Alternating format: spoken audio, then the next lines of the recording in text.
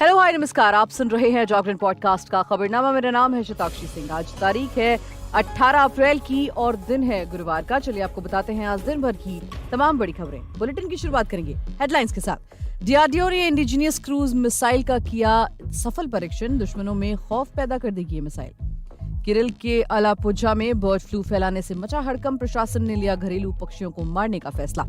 बेंगलुरु में रामनवमी पर बवाल। जय श्री राम का नारा लगाने पर रॉड से हमला। 3 लोग गंभीर रूप से घायल। जेपी नड्डा ने कांग्रेस पर बोला हमला। कहा उनकी नीति उत्तर पूर्व को अलग थलग करना है। भूकंप के तेज झटकों से थर्राया जापान। 9 घायल। सुनामी की कोई चेतावनी नहीं। अगर मेरी पत्नी को कुछ हुआ तो छोड़ूंगा नहीं। जेल में बंद इमरान खान ने सेना प्रमुख असीम मुनीर को दी धमकी। बदल गया नियम। अब इलाज के लिए 1 लाख रुपए तक की जा सकेगी अग्रिम निकासी। कबीर सिंह के एक एक्टर के बयान पर संदीप रेड्डी का पलटवार। बोले हो गई बड़ी गलती। आईपीएल 2024 में आज पंजाब वर्सेस मुंबई इंडियंस का मैच। मुंबई और पंजाब के बीच हेड टू हेड में केवल 1 जीत का अंतर। अब खबरें विस्तार से जान लीजिए। रक्षा अनुसंधान एवं विकास संगठन यानी कि डीआरडीओ ने गुरुवार को एक और सफलता हासिल कर ली है। डीआरडीओ ने ओडिशा के एक तट पर एकीकृत परीक्षण रेंज चांदीपुर से स्वदेशी प्रौद्योगिकी क्रूज मिसाइल का सफल परीक्षण किया। डीआरडीओ ने एक बयान में बताया कि परीक्षण के दौरान सभी उप प्रणालियों ने अपेक्षा के मुताबिक प्रदर्शन किया। मिसाइल के परीक्षण के दौरान एकीकृत परीक्षण रेंज द्वारा अलग अलग जगहों पर सेंसर तैनात थे, जिसमें radar, electro optical tracking system और टेलीमेट्रो ने मिसाइल को मॉनिटर किया। इसके अलावा क्रूज मिसाइल परीक्षण की निगरानी भारतीय वायुसेना के Su-30 MKI विमान ने की। बढ़ते हैं अगली खबर की तरफ। केरल के अलापुझा जिले में 2 स्थानों पर बर्ड फ्लू फैलने की सूचना मिली, जिसके बाद इलाके में हड़कंप मच गया। अधिकारियों ने गुरुवार को ये जानकारी दी है। उन्होंने बताया कि एडथुआ ग्राम पंचायत के वार्ड 1 के एक क्षेत्र और चिरुथाना ग्राम पंचायत के वार्ड 3 के एक अन्य क्षेत्र में पाली गई बतखों में बर्ड फ्लू की पुष्टि हुई है। बर्ड फ्लू के लक्षण दिखाने वाले बतखों के नमूनों को परीक्षण के लिए भोपाल की एक प्रयोगशाला में भेजे जाने के बाद बीमारी की पुष्टि हुई। जिला प्रशासन ने एक अधिकारी ने एक पुष्टि की है कि नमूनों में एवियन इन्फ्लुएंजा यानी कि H5N1 की पुष्टि हुई है। ऐसे में भारत सरकार की कार्य योजना के अनुसार जिलाधिकारी की अध्यक्षता में हुई बैठक में जहां पक्षी मिले हैं वहां से 1 किलोमीटर के दायरे में घरेलू पक्षियों को मारने की प्रक्रिया शुरू करने का फैसला किया गया। अधिकारी ने कहा एक रैपिड एक्शन फोर्स का गठन किया जाएगा और पशु कल्याण विभाग द्वारा संबंधित तैयारियां जल्द से जल्द पूरी की जाएंगी। जिला प्रशासन ने कहा कि अनावश्यक रूप से घबराने की जरूरत नहीं है, क्योंकि इस बीमारी के इंसानों में फैलने की कोई भी संभावना नहीं है। वहीं रामनवमी के अवसर पर बेंगलुरु में जमकर बवाल हुआ है। जय श्री राम के नारे लगाने पर यहां 3 लोगों पर कथित तौर पर रॉड से हमला किया गया। पुलिस ने बताया कि यहां चिक्काबिट्टा हल्ली में हुई इस घटना में 3 लोग गंभीर रूप से घायल हुए हैं। पुलिस ने आगे बताया कि घटना के सिलसिले में 2 लोगों को गिरफ्तार किया गया और 2 नाबालिगों को पकड़ा गया। पुलिस ने बताया कि सभी आरोपी एमएस पाल्या के रहने वाले हैं। इस बीच बेंगलुरु उत्तर लोकसभा क्षेत्र से चुनाव लड़ रही केंद्रीय मंत्री शोभा करंदलाजे ने बुधवार रात पीड़ितों से उनके आवास पर मुलाकात की और घटना की निंदा की। पुलिस के मुताबिक यह घटना तब हुई जब संजीवनी नगर के रहने वाले पवन कुमार, राहुल और विनायक अपनी कार से एक सेकंड हैंड 2 पहिया वाहन की जांच करने के लिए एमएस पाल्या की ओर जा रहे थे। उनके पास भगवा झंडा था और वो जय श्री राम के नारे लगा रहे थे। इसी बीच बाइक पर सवार फरमान और समीर ने उन्हें रोका और फरमान ने उनसे सवाल करना शुरू कर दिया कि वो जय श्री राम के नारे क्यों लगा रहे थे और उन्हें केवल अल्लाहू अकबर कहना चाहिए। फरमान ने झंडा छीनने की कोशिश की, हालांकि पीड़ितों ने उसका पीछा किया जबकि समीर भाग गया। बाद में वो अपनी कार में लौट आए। बढ़ते हैं अगली खबर की तरफ। भाजपा अध्यक्ष जेपी नड्डा ने गुरुवार को दावा किया कि नरेंद्र मोदी के नेतृत्व वाली सरकार के तहत देश के बाकी हिस्सों के साथ उत्तर पूर्व का एकीकरण हुआ है। इस दौरान नड्डा ने कांग्रेस पर इस क्षेत्र को अलग थलग और अज्ञानता में रखने का आरोप लगाया। उन्होंने आरोप लगाया कि विपक्षी दलों को लोगों के कल्याण की चिंता नहीं है और वो खुद को कई घोटालों में दोषी ठहराए जाने से बचाना चाहते हैं।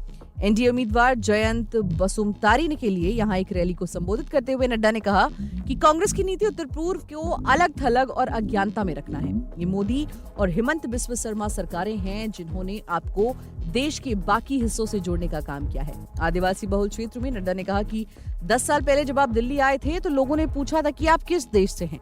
लेकिन अब एकीकरण पूरा हो गया है। मोदी शासन के तहत विशेष रूप से बोडो उग्रवादी संगठनों के साथ हस्ताक्षरित शांति समझौते का जिक्र करते हुए भाजपा प्रमुख ने दावा किया कि पिछले 10 सालों में इस क्षेत्र में विद्रोही हमले और नागरिकों की मौत की संख्या में भारी कमी आई है। उन्होंने कहा कि उत्तर पूर्व के 70% हिस्से से सशस्त्र बल अधिनियम हटा दिया गया है। उन्होंने कहा कि किसी को वर्तमान के अच्छे दिन की सराहना करने के लिए अतीत के बुरे दिन को याद रखना होगा। बात करें विदेशी खबरों की तो जापान के दक्षिण पश्चिमी इलाके में बुधवार की देर रात आए जोरदार भूकंप ने 9 लोगों को घायल किया है।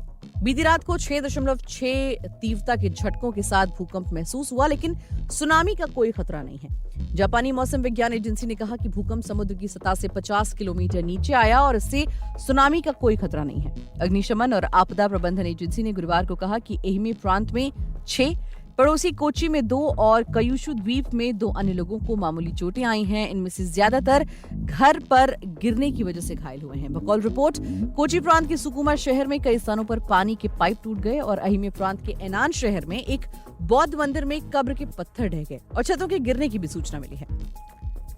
वहीं भ्रष्टाचार के मामले में जेल में बंद पाकिस्तान तहरीक-ए-इंसाफ के संस्थापक और पूर्व प्रधानमंत्री इमरान खान ने बुधवार को पाकिस्तान की सेना पर गंभीर आरोप लगाए। इस दौरान उन्होंने कहा कि सेना प्रमुख जनरल असीम मुनीर उनकी पत्नी बुशरा बीबी की कैद के लिए सीधे तौर पर जिम्मेदार हैं। इमरान की बेगम बुशरा भ्रष्टाचार और 71 साल के खान के साथ अवैध विवाह के मामले में भी दोषी ठहराया गया था। उन्हें फिलहाल इस्लामाबाद के बनी गाला स्थित उनके आवास पर डिटेंशन में रखा गया है। खान के आधिकारिक एक्स अकाउंट पर अपलोड की गई एक लंबी पोस्ट के अनुसार पीटीआई नेता ने अदियाला जेल में पत्रकारों से बातचीत में सेना प्रमुख पर आरोप लगाए। खान ने कहा कि मेरी पत्नी को दी गई सजा में जनरल असीम मुनीर सीधे तौर पर शामिल हैं। उन्होंने कहा कि उन्हें दोषी ठहराने वाले न्यायाधीश ने कहा कि उन्हें ये फैसला लेने के लिए मजबूर किया गया है। वहीं कर्मचारी भविष्य निधि संगठन ने पीएफ फंड के निकासी के नियमों में बदलाव किए हैं। ये उन लाखों कर्मचारियों के लिए राहत है जो अपने पीएफ अकाउंट से हेल्थ इमरजेंसी के दौरान पर्याप्त रुपए नहीं निकाल पा रहे थे। अब ईपीएफ मेंबर 68J क्लेम के तहत 1 लाख रुपए तक की निकासी कर सकते हैं। पहले ये लिमिट मात्र 50,000 रुपए थी। इसके साथ ही उसने इसे लेकर अपने सॉफ्टवेयर एप्लीकेशन में भी बदलाव कर दिए हैं। मेंबर अपनी अलग अलग जरूरतों के लिए फॉर्म 31 के जरिए पीएम फंड से निकासी कर सकते हैं। इनमें शादी, लोन रिपेमेंट, घर, जमीन या फ्लैट खरीदने, इलाज, बच्चों की पढ़ाई और शादी जैसी अन्य जरूरतें शामिल हैं। इलाज के लिए निकासी की सीमा बढ़ाने को लेकर ईपीएफओ ने एक सर्कुलर जारी करते हुए जानकारी दी है। बात करें मनोरंजन जगत की तो शाहिद कपूर स्टारर फिल्म कबीर सिंह ने साउथ सिनेमा के दिग्गज फिल्ममेकर संदीप रेड्डीवांगा ने बॉलीवुड में बतौर निर्देशक डेब्यू किया। ये फिल्म बॉक्स ऑफिस पर ब्लॉकबस्टर साबित हुई, लेकिन दूसरी तरफ शाहिद कपूर और कियारा अडवाणी की इस मूवी की काफी आलोचना हुई। हाल ही में कबीर सिंह एक्टर आदिल हुसैन ने इस फिल्म को लेकर अफसोस जताने वाला बड़ा बयान दिया है। इस पर संदीप ने बिना समय गंवाते हुए पलटवार भी किया है और आदिल को खरी खोटी सुना दी। आपको बता दें कि उन्होंने क्या क्या कहा। आदिल हुसैन हिंदी सिनेमा के दिग्गज अभिनेताओं के तौर पर जाने जाते हैं।